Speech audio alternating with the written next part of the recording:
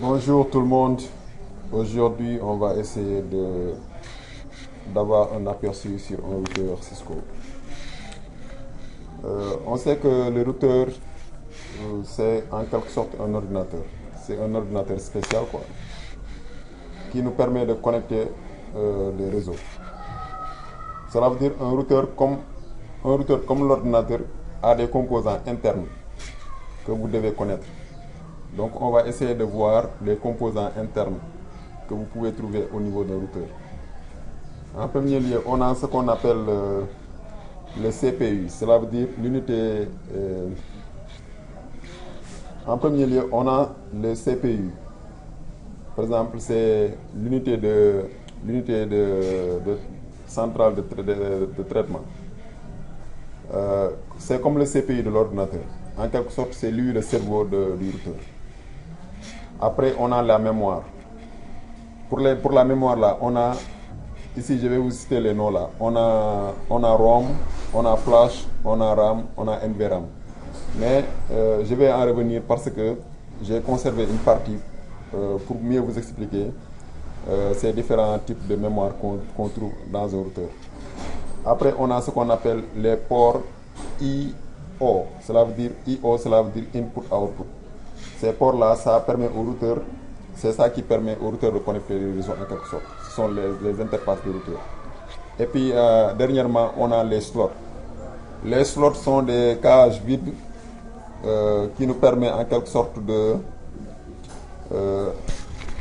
les slots sont des cages où on peut ajouter ce qu'on appelle des modules. Cela veut dire on peut en quelque sorte ajouter d'autres fonctionnalités au routeur. Par exemple, soit on peut ajouter des ports ou bien on peut ajouter d'autres modules qui donnent beaucoup plus de fonctionnalités au routeur. Donc, en quelque sorte, c'est le rôle de ce slot. Maintenant, on va essayer de tourner sur de parler sur les mémoires. Il y a différentes mémoires qu'on trouve au niveau du routeur. En premier lieu, on a la mémoire RAM. Cette mémoire RAM, c'est une mémoire temporaire, comme vous le voyez, qui permet au routeur de stocker les données qui sont en cours de traitement. Donc, c'est comme la mémoire RAM qu'on trouve au niveau d'un ordinateur. C'est une mémoire qui fonctionne seulement avec le courant électrique. Cela veut dire s'il y a courant, la mémoire fonctionne, mais s'il n'y a pas de courant électrique, cela veut dire quand le routeur est sous tension, est hors tension, la mémoire RAM ne fonctionne plus. Toutes les données qui ont été dans la mémoire RAM sont en quelque sorte effacées.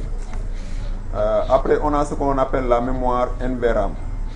NVRAM, contrairement à RAM, c'est une mémoire non volatile. Cela veut dire que c'est une mémoire qui est conservée, même s'il y a coupure de courant. Cette mémoire-là est conservée. Et c'est une mémoire qui permet de garder le fichier de configuration du routeur. Par exemple, la configuration que vous faites au niveau du routeur, c'est gardé au niveau de NVRAM. C'est une mémoire qui n'est pas tellement grosse. Cela veut dire c'est une mémoire qui n'est pas tellement grosse, parce que ça permet seulement de garder le fichier de configuration. Ça garde aussi ce qu'on appelle le registre de configuration.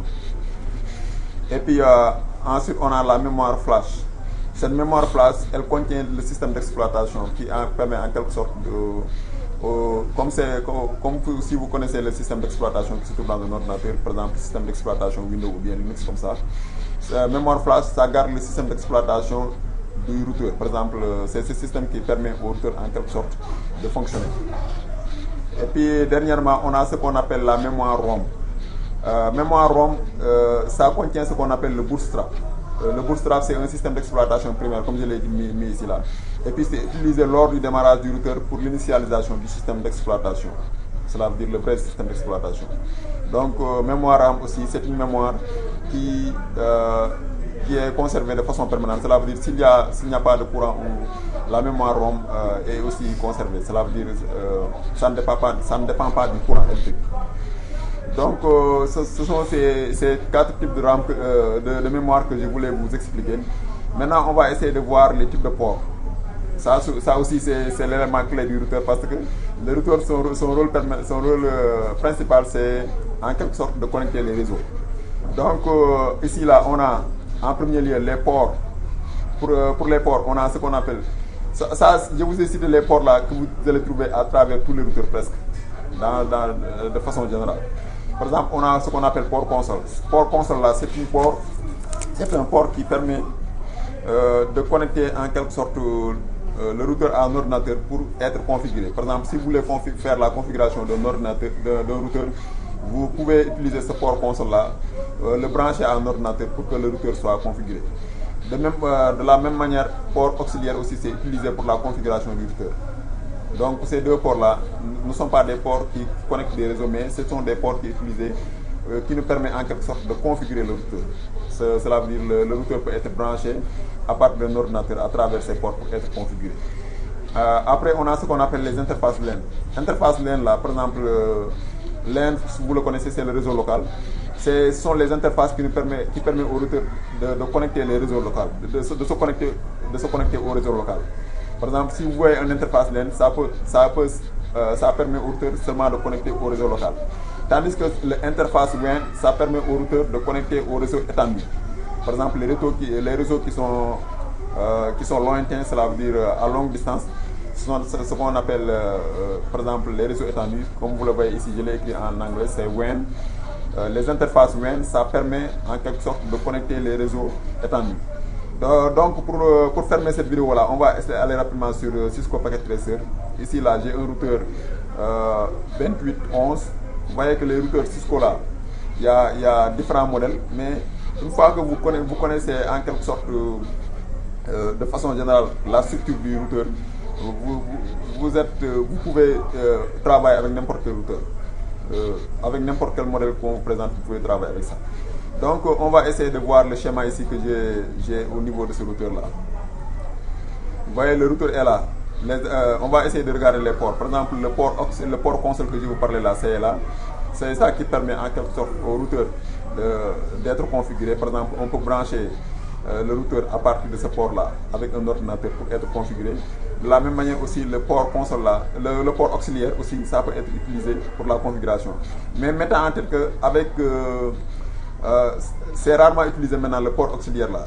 La plupart du temps, les gens utilisent le port console pour configurer le routeur. Et puis cette configuration, c'est une configuration basique. Cela veut dire on utilise le port console pour configurer le routeur de manière basique. Après, on va essayer d'utiliser la configuration, on va essayer d'accéder au routeur à distance pour faire de la configuration en quelque sorte de façon générale. Par exemple, la configuration du routeur dans sa généralité se fera à distance. Mais on utilise, par exemple, si c'est un routeur nouveau là, on utilise le port console là pour donner au routeur une configuration basique. Mettez ça en tête. Maintenant, après, on a ce qu'on appelle les ports. Par exemple, je vous ai expliqué les interfaces LAN. Cela veut dire, vous voyez, ici là, c'est écrit Fast Internet. Ça dépend de la vitesse de l'interface. Par exemple, il y a ce qu'on appelle des interfaces Internet, il y a ce qu'on appelle Fast Internet, il y a ce qu'on appelle Gigabit Internet. Tout ça là sont des noms qu'on donne aux interfaces LAN. Mais mettez en tête que l'interface LAN, ça permet au routeur de connecter les réseaux locaux. Tandis que l'interface WAN, comme vous le voyez ici là, ici là, ce sont des interfaces sériques, on appelle ça en anglais Serial Interface. Ça permet au routeur de connecter les réseaux étendus. Donc, grosso modo, c'est ça la structure du routeur. Une fois que vous comprenez ça là, n'importe quel routeur qu'on vous présente, vous pouvez travailler avec ça. Donc, je pense que vous avez appris quelque chose à propos de cette vidéo et je vous remercie d'avoir regardé et je vous donne rendez-vous à la prochaine. Merci beaucoup.